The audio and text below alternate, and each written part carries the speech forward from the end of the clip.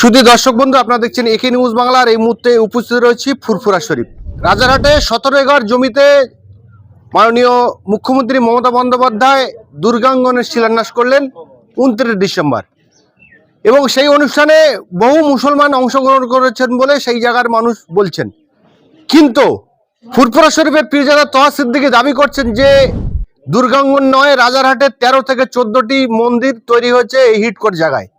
কিন্তু আমরা দেখতে পাচ্ছি যে বেশ কয়েকটা মসজিদের বৈধ জায়গায় মসজিদ রয়েছে, সেই মসজিদগুলো হিটকো বিভিন্নভাবে বাধা দিচ্ছে, তাদের বিদ্যুৎ দিচ্ছে না, মসজিদের সংস্কার করতে দিচ্ছে না। বেশ কয়েকটি মসজিদ ইতিমধ্যে উঠে এসছেন যে সেই মসজিদগুলো হিটকো কিভাবে অত্যাচার চালায়, মসজিদগুলোর জায়গা হিটকো দখল করে নেওয়ার চেষ্টা করছে। একদিকে হিটকোর জমিতে দুর্গাঙ্গন হচ্ছে, আরেকদিকে মুসলমানদের মসজিদ থেকে উৎখাত করার চক্রান্ত করছে। মাননীয় মুখ্যমন্ত্রীকে বলা হচ্ছে যে সংখ্যালঘু দরদে তিনি নাকি সংখ্যালঘুদের ভালোবাসে। তাহলে একদিকে মন্দির হচ্ছে, আরেকদিকে মসজিদ উচ্ছেদ করা হচ্ছে, এইটা কি সংখ্যালঘু দরদের নমুনা? এই সমস্ত বিষয়ে কথা বলবো বা আলোচনা করব। আমাদের সঙ্গে রয়েছেন ফুরফুরা শরীফের পীরজাদা তোহা সিদ্দিকী হুজুর সাহেব। এটা বাংলার মানুষ দেখছে, বাংলার সংখ্যালঘু মুসলিমরা ভালো দৃষ্টি রেখেছে। রাজারহাটে দুর্গায়ন হচ্ছে, এতে আমাদের কোনো অসুবিধা নেই। দীঘায় মন্দির হয়েছে, আমাদের কোনো অসুবিধা নেই। আমার হিন্দু ভাইদের ছেলেমেয়েরা তারা আনন্দ করবে, ফুর্তি করবে, পুজো পার্বণ করবে, ঠিক আছে। কিন্তু বাংলার মুসলিমরা কি অপরাধ করেছে, কি অন্যায় করেছে?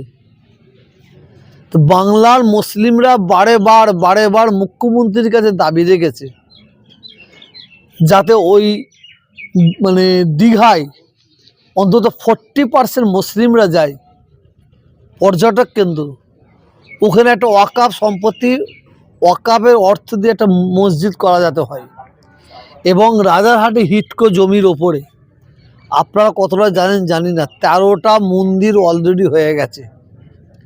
13টা মন্দির হয়ে গেছে, তা সত্ত্বেও যেখানে বড় কারখানা করার জন্য একটা জায়গা রাখা হয়েছিল, সেই জায়গায় একটা দুর্গায়ন হচ্ছে, মন্দির হচ্ছে। উনি এখন মন্দির নিয়ে ব্যস্ত আছে। উনি যেমন বিজেপিদের দ্বারাই বলি শুনেছি যে মুসলমানদের ভোট আর দরকার নেই, কিন্তু ইনি মুখে না বললো, ইনি কাজের দ্বারাই বুঝিয়ে দিচ্ছে মুসলমান সংখ্যালঘুদের ভোট আমাদের আর দরকার নেই।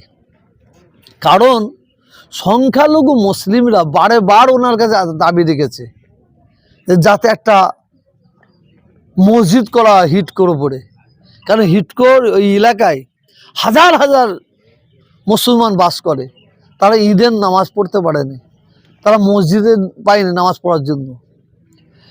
এই সরকার মনে করছে যে মুসলমান ভোট আমরা বেঁধে ফেলেছি, অতএব আমাদের এখন দরকার হচ্ছে হিন্দু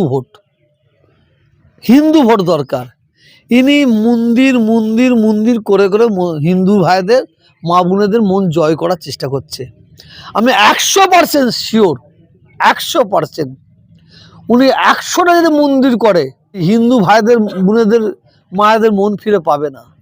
আজকে আমার হিন্দু ভাইরা দেখুক, সংখ্যালঘু ভাইরা দেখুক, তারা খুব ভাবছিল যে এই সরকার যা করছে সব মুসলমানের জন্য করছে, কিন্তু এই সরকার মুসলমানদের জন্য করছে বলে আজকে মুসলমানদের জন্য কি করছে তারা হিসাব লিখে। কারণ যে মা হবে, মায়ের একটা ছেলে খেতে পাবে, একটা ছেলে খেতে পাবে না, একটা ছেলে হাসবে, একটা ছেলে কাঁদবে। যদি কোনো মা এই ধরনের ব্যবহার করে, তাহলে সে মায়ের যোগ্য হতে পারবে না। তো বাংলার মুসলিমরা, বাংলার মানুষ খামোশ খেয়ে আছে।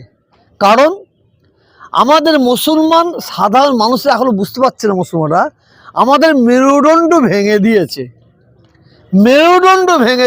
ওয়াকাফটাকে যেভাবে কেন্দ্রীয় সরকার, বিজেপি সরকার ওয়াকাফের পোর্টাল থেকে অমৃত পোর্টালে তোলার জন্য 3 মাস আগে থাকতে বলেছে, কিন্তু এই সরকার সেইটাকে চেপে রেখে এক সপ্তাহ আগে বলছে, মানে পরোক্ষভাবে এই বাংলার যত মসজিদ, ঈদগাহ, কর্মস্থান মুসলমানদের হাত থেকে বেহাত করে দেওয়া হয়েছে।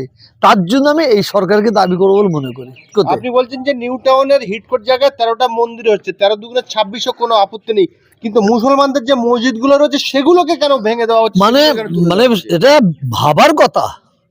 আমি আমার বাবার জায়গায় মসজিদ করব, আমার বাবার জায়গায় মসজিদ করেছি টিনের চাল, সেখানে বাংলার মানুষ দেখুক, বাংলার মানুষ দেখুক আমাদের জায়গায় মসজিদ হয়েছে টিনের চাল দিয়ে, সেখানে ভেঙে ঢালাই করতে দিচ্ছে না, সেখানে মসজিদ করতে দিচ্ছে না। এবং হিটকোতে বহু জায়গা মুসলমানদের আছে যেটা জবরদস্তি করে বামফ্রন্ট সরকার নিয়ে নিয়েছে, পয়সা দেয়নি, জবরদস্তি করে নিয়েছে। কিন্তু এই তৃণমূল সরকার তখন বিরোধী দলের নেত্রী ছিল, ইনি বলেছিলেন যখন আমি ক্ষমতায় আসব আপনাদের প্রত্যেকের জমি ফিরিয়ে দেবো। ফিরিয়ে দেওয়া দূরের কথা, যেগুলো আছে সেগুলো নিতে চাইছে, সেখানে পুলিশ দিয়ে তাদের তাড়া করছে। এটা ভাবতে পারেন? আমাদের জায়গায় আমরা নামাজ পড়বো, আমরা আমাদের মসজিদ তৈরি করবো, সেখানে হিট করে লোক গিয়ে বাধা দিচ্ছে। এটা ভাবতে পারেন? বাংলার মুসলমানরা এর পরে আর কি বুঝবে? এর পরে আর কি বুঝার আছে? দুর্গাঙ্গন হোক, সে জায়গায় কোনো আপত্তি নেই, কোনো মুসলমান বিরোধিতা করেনি। সেই দুর্গাঙ্গন শিলান্যাসের সময় প্রচুর মুসলমানও গিয়ে অংশগ্রহণ করেছিল, কিন্তু যে মসজিদ রয়েছে সেই মসজিদের কারেন্ট দিচ্ছে না হিটকো। আমি তো বলছি তো, মসজিদে কারেন্ট নয়, মসজিদে যে টিন দিয়ে আছে, আপনি দেখে আসবেন, আমি গেছিলাম। কারেন্ট দেয়নি, সেখানে ঢালাই করতে দেয়নি। জানি সরকারের জায়গা হলে ঠিক আছে, এটা আমাদের বাবার জায়গা, এটা বাংলার মানুষ সব শুনছে।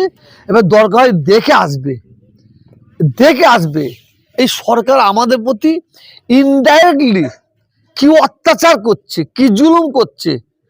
এবং বিশেষ করে এবারে মানে এই সরকার যে যারা এমএলএ আছে ওরা অনেক এমএলএ মুসলিম এলাকায় মুসলমানদের প্রতি এত অত্যাচার করেছে, এত জুলুম করেছে, ধরে ধরে কেস খাইয়েছে। তারা এখন মুসলমান দরদি হওয়ার মানে চিন্তা ভাবনা করছে। অতএব মুসলমানরা হিসাব তারা বুঝে দেবে। বাংলার মানুষ জানে যে তোহা সিদ্দিকী অর্থাৎ আপনি তৃণমূলপন্থী, তৃণমূল মমতা ব্যানার্জিকে সময় আপনি সাহায্য করেন, প্রশংসায় ভরিয়ে দেন, অনেকগুলো কাজ করেছে। তো আপনি এতদিন পরে বুঝতে পারলেন আমাকে তৃণমূলপন্থী ভাবে তারা একটা বাঁদর, তারা একটা অমানুষ, তারা কালো চশমা চোখে দিয়ে মানে ঘুরছে।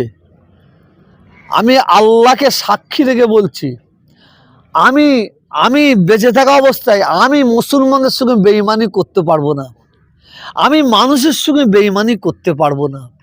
যখন বামফ্রন্ট সরকার ছিল, বামফ্রন্ট সরকারের যে অন্যায় সে অন্যায়ের বিরুদ্ধে বলেছি, আর আজকে এই সরকার যে অন্যায় করছে তার বিরুদ্ধে বলছি। যখন বামফ্রন্ট সরকারের অন্যায়ের বিরুদ্ধে আমি তখন বলেছিলাম, তখন আমাকে বামফ্রন্টের বহুত মানুষ বলেছিল তৃণমূলের দালাল। আজকে তৃণমূল অন্যায় করছে, তৃণমূলের দ্বারাই ভুল হচ্ছে, আমি ভুলগুলো বলছি। এখন তৃণমূলের কিছু পাচাটা আছে, পাচাটা তারা আমাকে বলছে দালাল, কেউ কেউ বলছে আমি বিজেপির দালাল।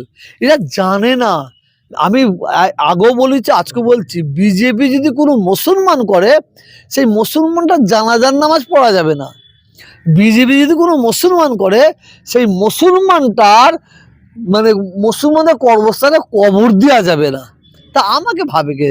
ব্যাপারটা হচ্ছে কিছু মুসলমান রাজনীতি নেতা আছে, এ ধরে যদি বলা হয় তুই আল্লাহকে ধরবি না মমতাকে ধরবি না বুদ্ধদেবকে ধরবি, এই পাচাটা কুত্তাগুলো বলবে আমাদের আল্লাহ চাইনি, আমাদের মমতাই যথেষ্ট, আমাদের বুদ্ধদেব চাওয়া। তো ওই পাচাটাগুলো ওরা আমার বিরুদ্ধে বললে আমার কিছু আসে যায় না, কিন্তু আমি অন্যায়ের বিরুদ্ধে বলে যাব। কালকে মমতা ব্যানার্জি উন্নয়ন করুক, কালকে আবার মমতা ব্যানার্জি গুণগান করবো। আজকে মমতা ব্যানার্জি তো এই মমতা ব্যানার্জির এমএলএরা, কিছু এমএলএ আছে, কিছু এমপি আছে, সভাধিপতি আছে, এরা মুসলমানদের গলায় পা দিয়ে শুধু এদিক ওদিক করছে, গলায় পা দিয়ে চামড়া তুলে দিচ্ছে।